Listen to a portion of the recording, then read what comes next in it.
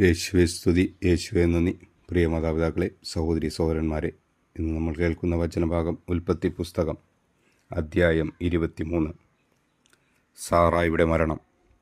സാറായുടെ ജീവിതകാലം 127 വർഷമായിരുന്നു.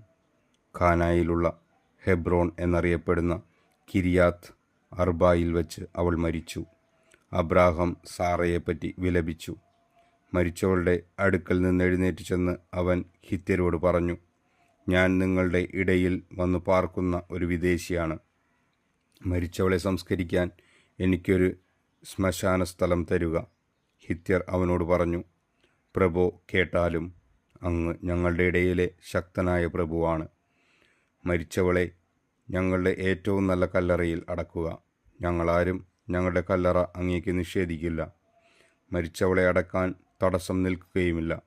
അബ്രാഹാം എഴുന്നേറ്റ് നാട്ടുകാരായ ഹിത്യരെ വണങ്ങി.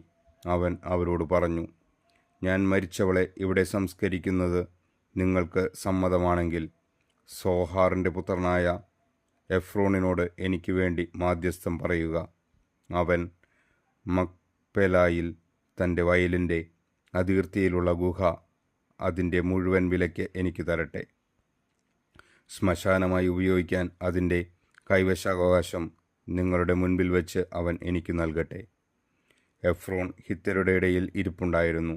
ഹിത്യരും നഗരവാതിലിലൂടെ കടന്നുപോയ എല്ലാവരും കേൾക്കെ അവൻ അബ്രാഹത്തോട് പറഞ്ഞു, അങ്ങനെയല്ല പ്രഭോ, ഞാൻ പറയുന്നത് കേൾക്കുക. നിലവും അതിലുള്ള ഗുഹയും എൻ്റെ ആൾക്കാരുടെ മുൻപിൽ വെച്ച് അങ്ങേക്ക് ഞാൻ തരുന്നു. അങ്ങയുടെ മരിച്ചവളെ അടക്കിക്കൊള്ളുക. അബ്രാഹാം നാട്ടുകാരെ കുമ്പിട്ട് വണങ്ങി. നാട്ടുകാർ കേൾക്കെ അവൻ എഫ്രോണിനോട് പറഞ്ഞു, നിങ്ങൾ എനിക്ക് അത് തരുമെങ്കിൽ ദയവ് ചെയ്ത് ഞാൻ പറയുന്നത് കേൾക്കുക. നിലത്തിൻ്റെ വില ഞാൻ തരാം, അത് സ്വീകരിക്കണം. മരിച്ചവളെ ഞാൻ അതിൽ അടക്കിക്കൊള്ളാം. എഫ്രോൺ അബ്രാഹത്തോട് പറഞ്ഞു, പ്രഭോ, എൻ്റെ സ്ഥലത്തിന് 400 ഷെക്കൽ വെള്ളിയെ വിലയുള്ളൂ. നാം തമ്മിലാവുമ്പോൾ അത് വലിയൊരു കാര്യമാണോ? അങ്ങയുടെ മരിച്ചവളെ സംസ്കരിച്ചു കൊള്ളുക. എഫ്രോണിൻ്റെ വാക്ക് അബ്രാഹാം സ്വീകരിച്ചു. ഹിത്യർ കേൾക്കെ എഫ്രോൺ പറഞ്ഞതുപോലെ 400 ഷെക്കൽ വെള്ളി കച്ചവടക്കാരുടെ ഇടയിലെ നടപ്പനുസരിച്ച് അവൻ എഫ്രോണിന് തൂക്കിക്കൊടുത്തു. മാമ്രയ്ക്ക് കിഴക്ക് വശത്ത് മക്പെലായിൽ എഫ്രോണിനുണ്ടായിരുന്ന സ്ഥലം അതിൻ്റെ 4 അതിർത്തികൾ വരെയും അതിലെ ഗുഹയും വൃക്ഷങ്ങളും സഹിതം ഹിത്യരുടെയും നഗരവാതിൽക്കൽ കൂടി കടന്നുപോയവരുടെയും മുമ്പാകെ വെച്ച് അബ്രാഹത്തിന് അവകാശമായി കിട്ടി. അതിനുശേഷവും അബ്രാഹാം ഭാര്യയെ സാറയെ കാനാൻ ദേശത്ത് മാമ്രയുടെ കിഴക്ക് ഹെബ്രോണിൽ മക്പെലായിലെ വയലിലുള്ള ഗുഹയിൽ അടക്കി.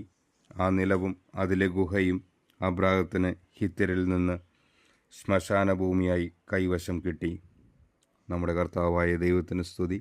ഈ തിരുവചനം നമ്മുടെ ജീവിതത്തിൽ സന്തോഷവും സമാധാനവും ഐശ്വര്യവും കൊണ്ടുവരട്ടെ. ആമേൻ.